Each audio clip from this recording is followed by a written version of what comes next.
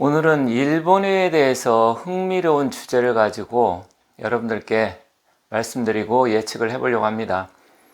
제가 좀 댓글을 읽다 보니까 바빠서 다 댓글에 대한 답변을 못 드리는 경우도 많은데 그 점 양해해 주시고요.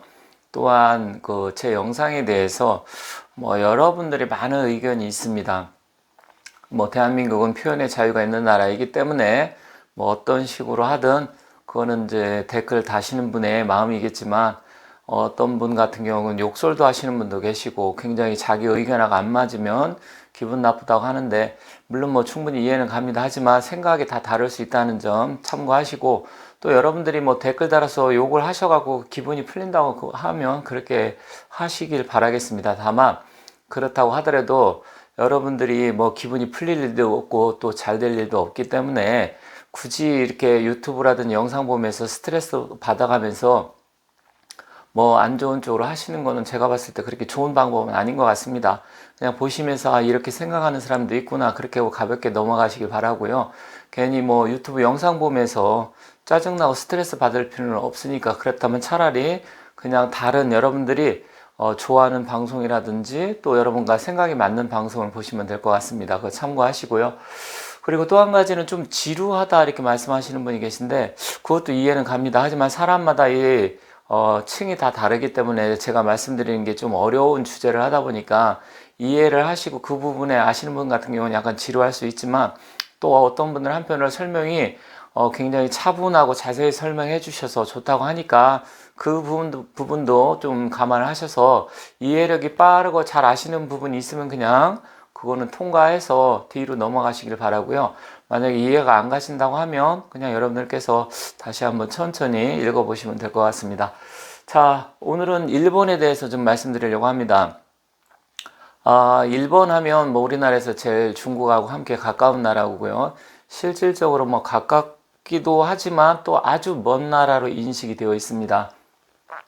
그러한 이유가 이제 역사적인 배경 때문에 일본이 고려시대, 고려말 같은 경우 왜구들이 계속해서 침략을 해서 우리 백성들을 엄청나게 괴롭혔었죠. 그러다가 1592년 임진년에는 또 임진왜란도 일으키고 또 결국에는 1910년 우리나라 경술 국치 또 한일 합방이라는 나라까지도 36년 동안 식민지로 하다 보니까 일본에 대한 감정이 안 좋은 건 사실입니다.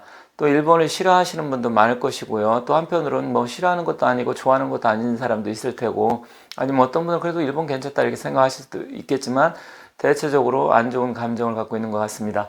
자, 오늘은 일본이 멸망을 한다, 침몰을 한다 굉장히 유튜브에 많이 돌고 있는데 저는 그런 걸 저도 좀 보고 관심 있게 봤지만 물론 그럴 수도 있고 아닐 수도 있다고 하지만 제가 이제 풍수지리적으로 또 사회학적 측면으로 두 가지를 나누어서 말씀드릴 테니까 여러분들께서 한번 보시고 저 역시도 일본이 굉장히 좀 어렵고 위험한 상황이다 인식하고 있기 때문에 그 부분에 대해서 말씀드리도록 하겠습니다. 자, 일본 하면 우리나라의 동쪽에 있죠. 그래서 시간이 우리가 동경시를 채택하기 때문에 일본하고 똑같은 시간을 쓰고 있는데 일본이 사실 한편으로 고마운 점도 있습니다. 어떤 고마운 점이 있지? 이렇게 생각하시는 분도 계실 텐데 일본이 우리나라의 동쪽에 있기 때문에 지리적인 측면으로서 우리 한반도에 상당히 고마운 존재라는 거 그 부분을 지금부터 설명드리겠습니다. 자, 그럼 우선 먼저 사회 경제학적 측면으로 일본이 왜 지금 어려운 상황이 있고 일본 경제라든지 사회 아니면 일본 전체가 붕괴 아니면 남들은 침몰이라고도 하는데 그런 상황을 갈 수 있는지 한번 말씀드릴 테니까 지루하시는 분은 그냥 이렇게 빠르게 넘겨주시고요. 아니면 흥미 있고 관심 있으신 분은 천천히 들어주시기 바라겠습니다. 자, 첫 번째로 사회 경제적인 측면에 대해서 말씀드리겠습니다. 자, 일본은 우리나라보다 훨씬 경제 규모도 크고 전 세계 중국 다음으로 세 번째로 경제 규모가 큰 나라죠. 그런데 일본에도 경제적으로 고민이 엄청나게 많습니다. 그게 뭔지 한번 알아보도록 하겠습니다. 첫 번째로 일본은 이 국가 채무, 국가 부채가 굉장히 높습니다. 선진국에서 굉장히 제일 높은 수준에 들어가는데 거의 약 240%입니다. 국가 채무가. 그러다 보니까 금리 같은 거를 경기가 좋으면 올려야 되는데 국가 채무가 너무 많다 보니까 제로금리, 저금리 해갖고 일본은 금리를 올리지를 못하고 있습니다. 금리를 올리게 되면 국가에서 갚아야 될 그 이자 비용만 해도 어마어마하게 하기 때문에 실질적으로 우리나라보다 미국보다도 국가 채무가 엄청나게 높기 때문에 현재 굉장히 힘든 상태에 있고요. 두 번째는 뭐냐면 노령 인구가 지금 65세 인구가 무려 거의 30%가 넘습니다. 그러다 보니까 지금 젊은이들은 결혼 안 하고 결혼하더라도 애를 안 낳게 되고 그러다 보니까 사회 보장적인 측면에서 굉장히 그 사회 공적 자금이 많이 들어가고 있습니다. 그래서 이런 부분에 어려움을 갖고 있고요. 세 번째로는 우리 한국보다 세계 3대 신용평가 기관이 있죠. 무디스, S&P, 스탠다드 푸어즈라고 하죠. 그리고 피치. 이 3대 기관에서 한국보다 신용도가 낮습니다. 이 얘기 들어보신 분도 계시고, 그래, 일본이 우리보다 잘 사는데 무슨 우리나라보다 신용도가 낮지? 약 2단계 정도가 낮습니다. 이런 부분이 있고요. 그리고 또 이제 경제적인 측면으로 보면 뭐가 있냐면, 일본이 지금 산업이 거의 점점점 지금 붕괴라고 하긴 뭐하지만 과거에는 전기, 전자, 뭐 소니 하면 전 세계 최고였었죠. 뭐 파나소닉도 있고요. 그리고 뭐 반도체 이런 분야에서 전기, 전자, 반도체 또 실제로 하나 더 들어간다면 조선까지 조선 산업이 거의 우리 한국한테 뒤져갖고 서서히 지금 붕괴되어 가고 있습니다. 전기, 전자, 옛날에는 뭐 파나소닉이나 소니라든지 뭐 여러분들 많이 아시겠지만 우리 어렸을 때만 해도 또 제가 아이와 이렇게 해서 그걸 뭐라고 하나요? 그 조그맣게 해서 녹음기처럼 해가지고 그런 걸 많이 갖고 다녔습니다. 그리고 소니 워크맨 같은 경우는 정말 엄청나게 인기가 많았었죠. 그리고 TV, 지금 대한민국 LG라든지 삼성에 뒤처져 가지고 지금은 현재 일본 산업이 물론 뭐 소재 산업이라든지 중소기업 그런 데는 굉장히 부품 소재 산업은 아직 한국보다도 월등히 뛰어난 거 많지만 전반적으로 지금 전기, 전자, 반도체는 뭐 우리 SK라든지 삼성이 전 세계 지금 휩쓸고 있으니까 이런 쪽에서 가장 지금 좋았던 산업이 지금 붕괴돼 가고 있습니다. 그리고 조선은 거의 뭐 망하기 직전이죠. 조선 같은 경우는 뭐 한동안 우리가 중국 때문에 좀 어려움을 겪었지만 대한민국이 거의 휩쓸다시피 하기 때문에 이런 쪽으로 해서 산업이 점점 붕괴되고 있습니다. 제가 큰 틀에서만 이렇게 몇 가지만 이 외에도 여러 가지가 있지만 뭐 문화 산업 같은 경우도 K-팝이라든지 그 전체적인 문화 옛날에 우리 젊은 친구들 같은 경우 일본 잡지 같은 것도 많이 보고 일본의 패션을 따라갔는데 이제는 뷰티 산업이라든지 문화 산업 자체도 뭐 하나 더 넣는다면 문화 산업이죠. 이거 자체도 우리 한국한테 지금 안 되고 있습니다. 그래서 이런 측면으로 봤을 때 일본이 점점 경제적으로 지금 힘들어지고 서서히 망해가고 있다. 지금 우리나라 같은 경우는 최저임금이 엄청나게 올라가지고 그 개인당 소득도 지금 증가를 했는데 일본 같은 경우는 지금 옛날보다도 오히려 소득이 지금 떨어지고 있는 추세입니다. 그러다 보니까 실질적으로 PPT라고 하나요? PPP인가? 우리 GDP하고 같이 하는 구매력 지수 할 때 지금 우리 한국하고 일본하고 별 차이가 없습니다. 지금 그 정도로 일본이 점점 인구도 우리나라는 5천만 명인데 인구가 일본이 1억 2,500만 명 정도 되죠.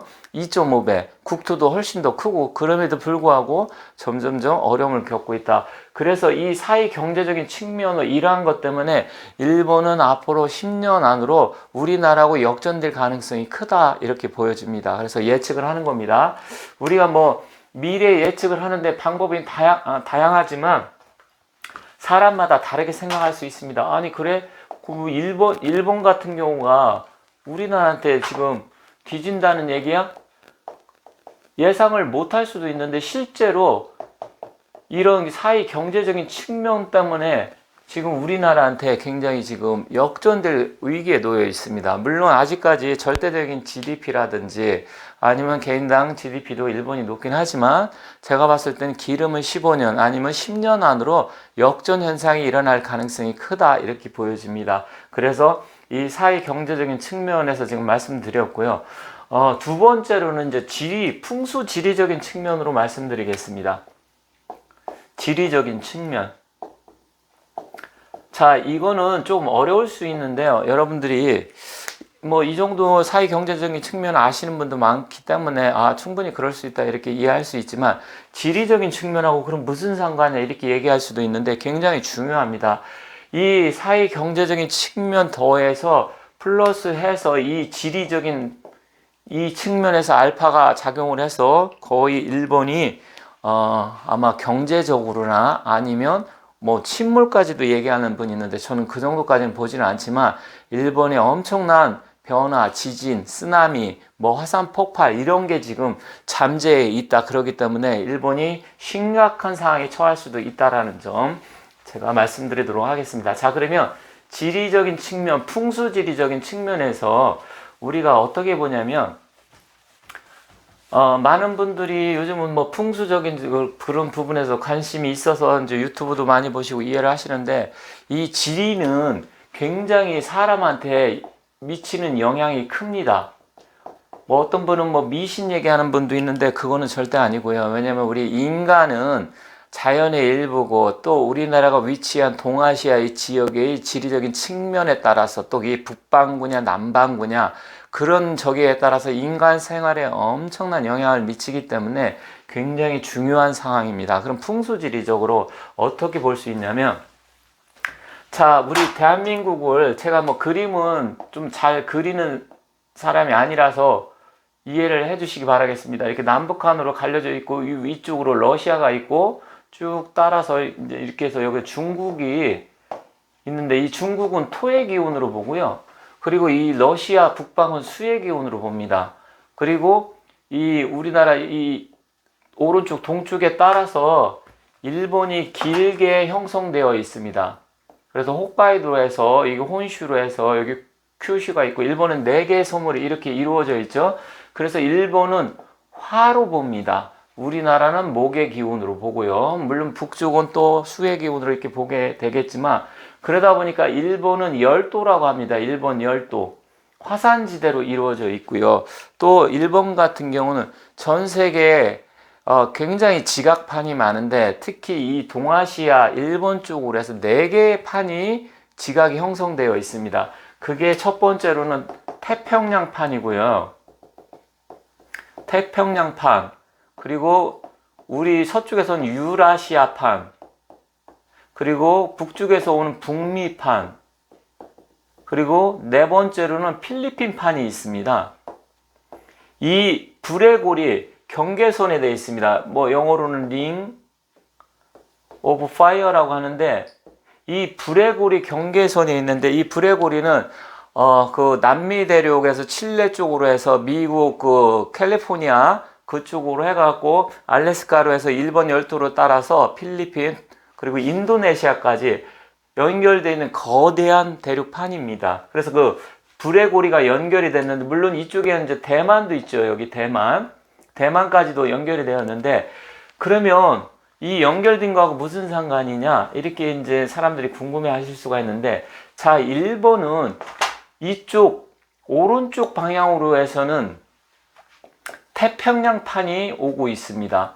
그리고 이쪽에 북쪽으로 해서 이렇게 북미판이 형성되어 있고요. 이쪽으로는 이렇게 해서 유라시아판이 있고 이 도쿄 중심으로 해서 이쪽에서는 여기는 밑에는 필리핀판이 해서 이 4개의 지진대가 연결이 돼서 4군데 판이 만나게 됩니다.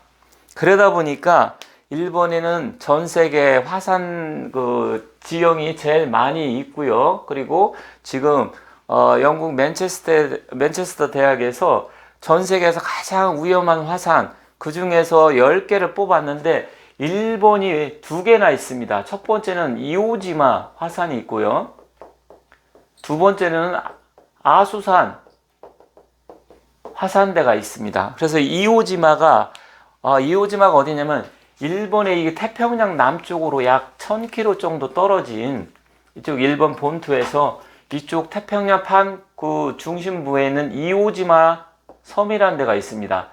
이게 2차 세계대전 때 미군이 이것을 점령하려고 해도 엄청난 희생을 치르고 결국을 이것을 점령을 했습니다. 그런데 지금 2차 세계대전 때 이후로 이 이오지마 섬이 무려 17m나 융기가 되어 있습니다.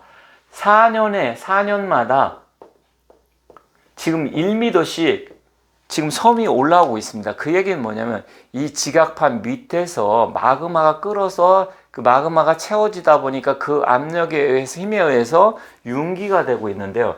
이게 만약에 터진다. 그러면 거대한 쓰나미가 발생할 가능성이 큽니다. 그리고 이 밑에 큐슈를 중심으로 해서 이 화산대 이게 연결이 되는데 여기 도쿄가 있고 여기 오사카가 있는데 이쪽 난카이 지진대라고 하는데 이렇게 연결고리가 만약에 이쪽에서 이 섬들 중에서 화산이 이렇게 쭉 연결이 되는데 이게 폭발을 해서 만약에 지진이라든지 화산 폭발이 일어난다고 하면 이 도쿄까지 이 중심부까지 해서 거대한 쓰나미라든지 이쪽에서 물들이 위로 들이치게 될 가능성이 큽니다. 만약에 이오지마가 분화해서 폭발을 한다고 하면 일본 열도 전체로 그리고 태평양으로 퍼져나가면서 하와이까지 연결될 거대한 쓰나미가 이루어질 가능성이 큽니다.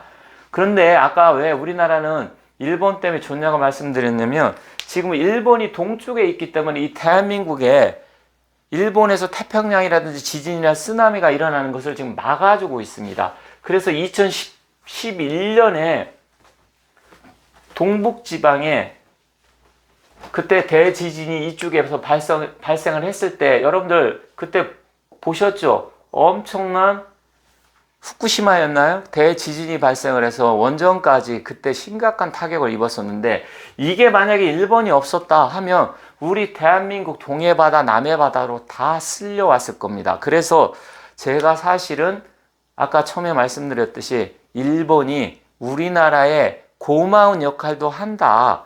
왜냐하면 이 일본이라는 게 만약에 없었다고 하면 우리나라야 동해안 남해안은 아마 쑥대밭이 됐을 겁니다. 물론 지금도 만약에 이쪽에서 이 남쪽 이 큐슈 지방에서 이게 분화를 해서 이쪽에 쓰나미가 일어난다고 하면 여기 부산이고 포항, 경주, 이 울산 일대 이 일대가 굉장히 위험합니다. 물론 남해안 제주도까지도 영향을 미치겠죠. 그런데 실제로 그건 다음에 말씀드리고요. 우리나라도 지진이라든지 화산의 안전지대가 아니다. 우리나라도 영화에서 볼 수 있는 그런 쓰나미가 발생할 수 있다. 그리고 일본에서 2011년에 그 대쓰나미가 일어났었죠. 그때 그 M이라고 해서 이 지진 발생 지수인데 마그니튜드라고 하나요? 마그니튜드라고 하는데 이게 8에서 9 정도가 되면 어마어마한 쓰나미 해일이 발생합니다. 그래서 이런 정도의 쓰나미가 또다시 일본에 올 가능성이 있다. 그러면 아까 사회 경제적인 측면에서 굉장히 지금 일본이 경제적으로 어려움을 겪어가고 있고 경기도 지금 안 좋고 서서히 지금 모든 부분에서 침체의 일로로 가고 있는데 거기 플러스해서 이런 지리적인 측면의 영향으로 지진이나 화산이 발생한다고 하면 엄청난 재앙이 닥칠 수 있습니다. 지금 일본에 가면 후지산, 도쿄 인근에 후지산이 있죠. 후지산은 백두산보다 높은데 이 후지산 같은 경우는 지금 분화가 된 지가 지금 거의 300년이 가까워 오고 있습니다. 원래 3000년 동안 무려 100번이 분화가 됐습니다. 100번이 분화가 됐는데 이제 작은 분화까지 따진다 그러면 150년 정도가 지났고요. 큰 분화 따지면 한 300년이 지났는데 이 후지산이 분화할 가능성이 지금 지질학자들이나 지진 전문가들이 지금 다 얘기를 하고 있습니다. 그래서 심지어 2020년 도쿄 올림픽이 되기 전에 일본의 도쿄의 지카 지진이라는 건 땅 밑에서 바로 발생하는 건데요. 저번에 같은 경우는 동북 쪽에 그때 후쿠시마 대쓰나미가 발생했을 때는 바다에서 발생을 했는데 이제는 일본 도쿄의 동경의 지하에서 지카로 지진이 발생할 가능성도 있다. 그런 부분 때문에 일본이 앞으로 10년에서 길면 15년 사이에 정말로 심각한 상황이 발생할 수도 있다. 근데 저는 이제 풍수지리도 연구하고 이 지진이라든지 지리 이런 쪽에 굉장히 관심이 많은데요. 제가 이런 걸 공부를 하다 보니까 정말로 위험한 게 많다. 우리나라도 물론 안전지대 아닙니다.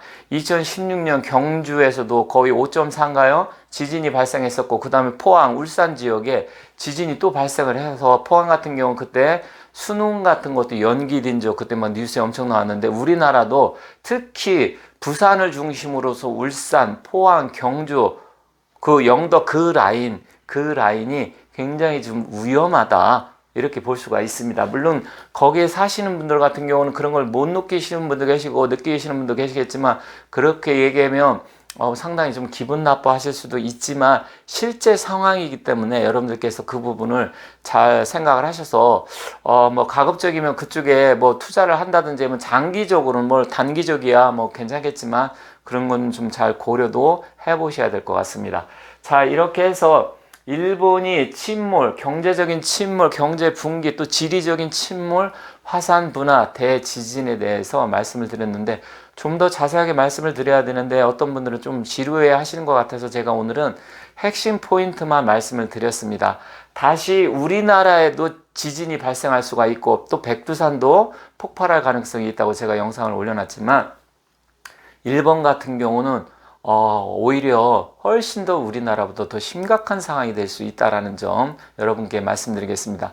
얼마 남지 않았습니다. 왜냐하면 이건 역사적으로 그동안 화산이라든지 지진이 일어난 것을 그 주기가 있습니다. 주기를 다 예측을 하고 관측을 하고 또 통계로 작성을 해보니까 일본이 불과 10년 내로 짧게는 2020년, 21년 이 사이에도 거대한 지진이나 쓰나미가 발생할 수 있다. 그렇게 되면 우리나라 남해안도 굉장한 영향을 미칠 수가 있다. 이렇게 생각이 됩니다. 물론 제가 풍수적으로 좀 더 자세히 말씀 안 드리는 거 그것을 설명드리려고 하면 왜 그러한지 또 이게 시간이 걸리기 때문에 그 부분은 제가 다음 시간에 다시 영상을 하나 만들어서 왜 그런지 그 부분에 대해서 제가 말씀을 드리도록 하겠습니다. 그 이유 중에 하나 지금 간단히 말씀드리면 이 풍수도 20년마다 땅의 지기가 바뀌는데요. 이 구운이 오기 때문에 그렇습니다. 구운은 2024년부터 2043년까지 20년 동안인데 이 구운은 방향은 남쪽입니다. 남쪽은 화, 불의 기운입니다. 그리고 문화, 예술, 이 리의 기운이라고 하는데 이 남쪽 지역으로 해서 북쪽으로 들이치는 기운이 오기 때문에 이 남쪽, 우리나라 중심으로 일본을 중심으로 남쪽에 거대한 쓰나미나 지진이 발생할 가능성이 크다. 그때 후쿠시마는 지금 현재 8운입니다. 동북 간방의 기운인데 이 동북 간방 쪽에서 들이쳤습니다. 이제는 남쪽에서 들이친다. 나중에 자세하게 말씀드리도록 하겠습니다. 자, 오늘은 일본에 대해서 일본이 굉장히 어렵고 힘든 상황이다. 경제 사회적으로도 힘들고 지리적으로도 거대한 쓰나미나 지진, 화산 이런 게 발생할 가능성이 굉장히 높다라는 점. 이런 얘기하면 잘됐다. 일본 망하면 좋겠다. 이렇게 생각하시는 분도 계시지만 일본이 그런 사태가 발생하면 우리나라에도 엄청난 영향을 미치기 때문에 이런 일이 발생 안 했으면 좋겠지만 이거는 막을 수가 없다. 이렇게 말씀드리도록 하겠습니다. 자, 그러면 저는 다른 영상을 가지고 다시 찾아뵙도록 하겠습니다. 감사합니다.